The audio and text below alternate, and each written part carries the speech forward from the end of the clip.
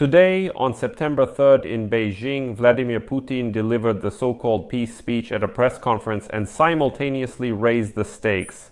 He said verbatim that if common sense prevails, it is possible to agree on an acceptable option for ending the conflict in Ukraine. Well, and then he added threats. If not, it will have to be resolved by military means. This was today, right after the parade in Beijing and meetings with Xi Jinping and Kim Jong-un. This is one of those times when phrases seem peaceful but actually hide an ultimatum as dialogue. And then Reuters, in the same segment, brings up another point. Putin is ready to meet with Zelensky in Moscow. But first, martial law in Ukraine needs to be lifted, elections need to be held, and then a referendum on the territories should take place. Putin then says if Zelensky is ready, he can come to Moscow and we'll meet. This phrase sounds something like this. Come to my territory, take off your bulletproof vest, leave your apartment keys in the hallway, come into the room, we'll lock ourselves in here on my territory and talk. Excuse me, but now it's just showing off. I'm Alexei Pechi, and today is September 3rd. Now we will analyze Putin's statements together, of course, not just his words, but also connect them with other ongoing processes. But before we start, I want to remind you that every day news analysis segments are released on this YouTube channel. So that you stay up to date with all the news of the day, make sure to subscribe to this channel and like this episode. Now let's break down exactly what dictator Putin was trying to sell to the world today. The point about lifting martial law and holding referendums is an attempt to shift the legal foundation. Putin stated that he is ready to meet with Zelensky, but in Moscow. He says, I have never rejected the idea of meeting with Zelensky at all.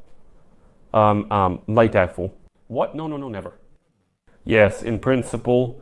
Instead of him, Ushakov, Lavrov, Mashka, Zakharova, that guy Usi, Peskov, and so on did it.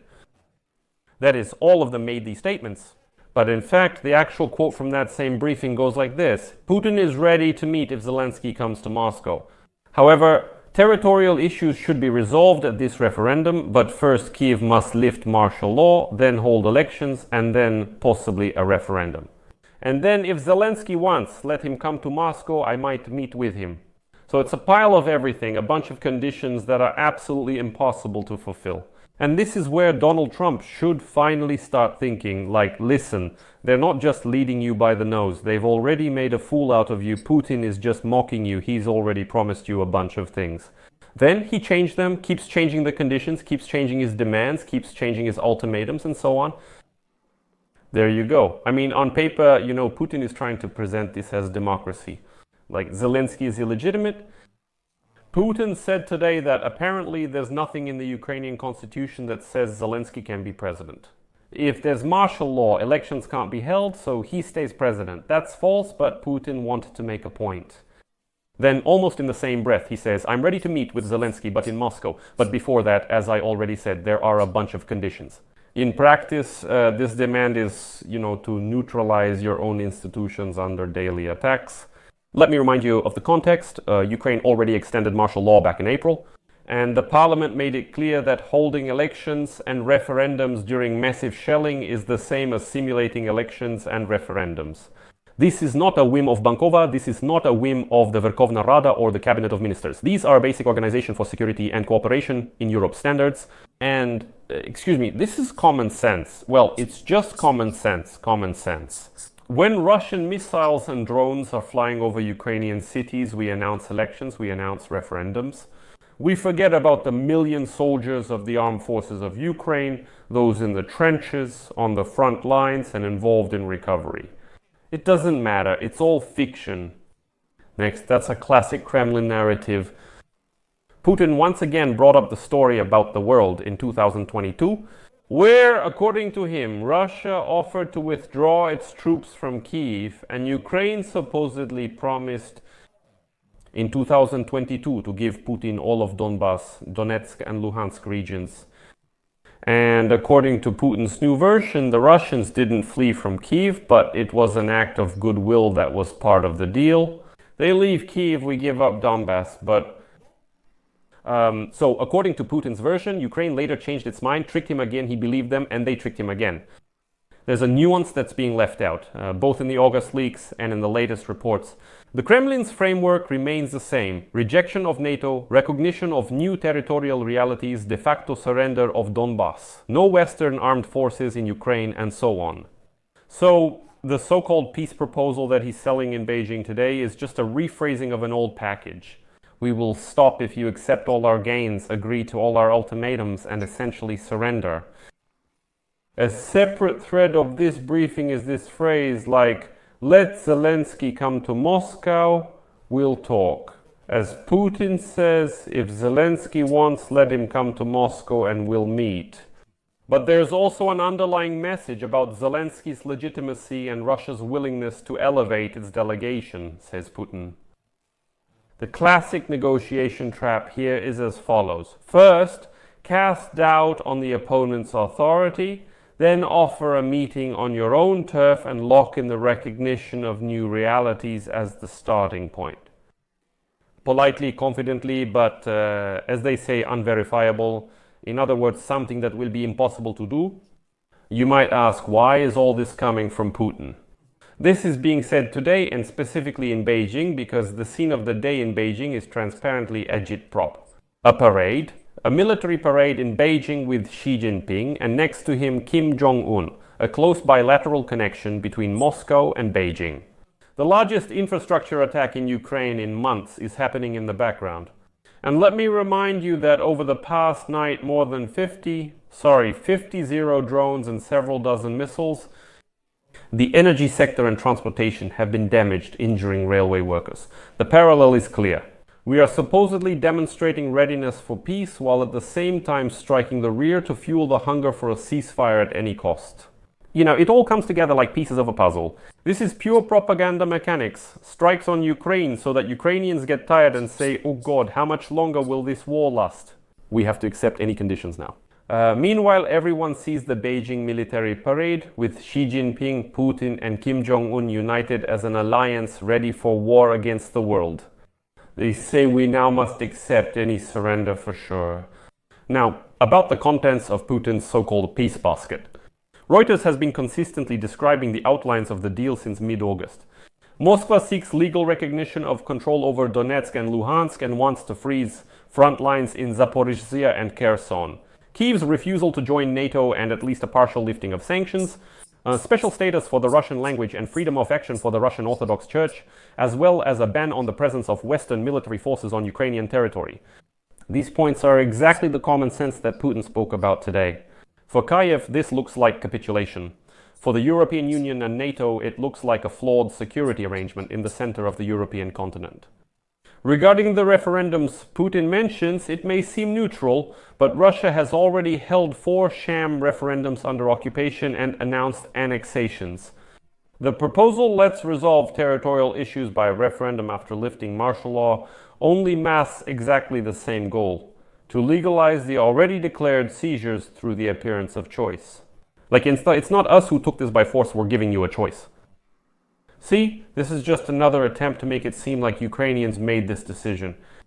Any real referendum is only possible after deoccupation, international security verification, and access for observers, and certainly not when air defense is intercepting Russian Shaheds and Ka-101 missiles. This isn't just a procedural detail, it's the basis for the legitimacy of these referendums.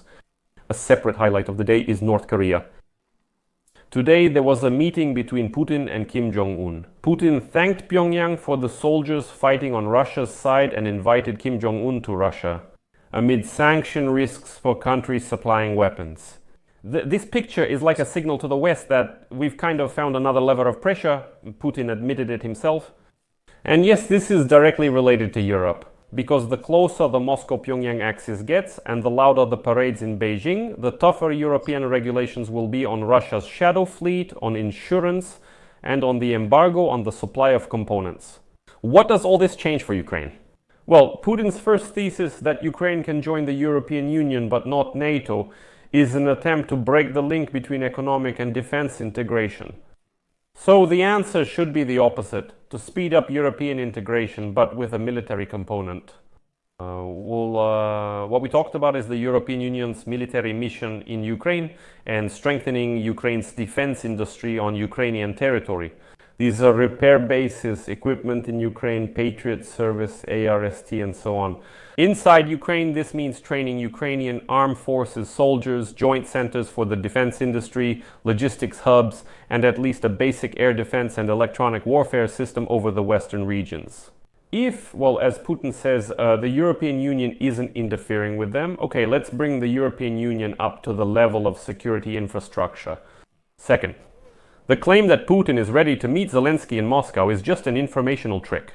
Real negotiations need a neutral venue, security guarantees, a clear framework, and guarantors. And yes, any agenda that starts with the words Ukraine must lift martial law is not serious. It's like asking, a firefighter to turn off the siren and shut off the hydrant before entering a burning house. Just disarm yourself and walk into that burning house. It's the same thing. Third, the iron logic of sanctions and maritime logistics. As soon as the Kremlin ramps up its so-called peace rhetoric, it almost always coincides with an attempt to undermine Europe's hunt for the shadow fleet. Price caps and insurance bans, nothing here can be left to chance. At the moment, when Moscow calls for so-called referendums and an end to the war, martial law in Ukraine, the European Union must respond. Don't just say, let's discuss whether Putin is ready for something or not, but show us that you are truly ready. While you are not showing it, we are showing that we are ready to impose sanctions, hit the shadow fleet, and cut the Russian budget. Fourth, the American factor. Today's signal is Putin mentioning the light at the end of the tunnel due to the United States' sincere efforts. This refers to the White House's position after Alaska, highlighting the need for European protection against swings. Any deal without a strong security infrastructure inside Ukraine is just a postponement of the next strike. The Paris track tomorrow, September 4th, focuses on mission people, air defense, and repairs, not just slogans. And finally, the language.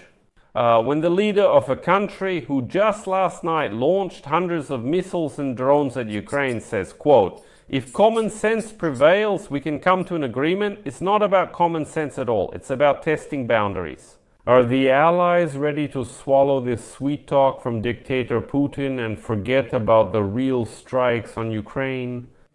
The answer should be simple and boring. No lifting of martial law just for appearances, no legalization of annexation through sham referendums, advancing the European framework in Ukraine, pursuing the aggressor's shadow fleet, and boosting air defense. So each new volley just burns out in the sky, rather than sparking a call to finally talk. In conclusion, it can be said that today's press conference by Putin in China is not. This isn't a hand of peace, but a glove thrown in the face, a challenge to fight. Common sense, in Putin's understanding, is the consolidation of seized territories, referendums without security, and negotiations on the platform of what he considers the winner.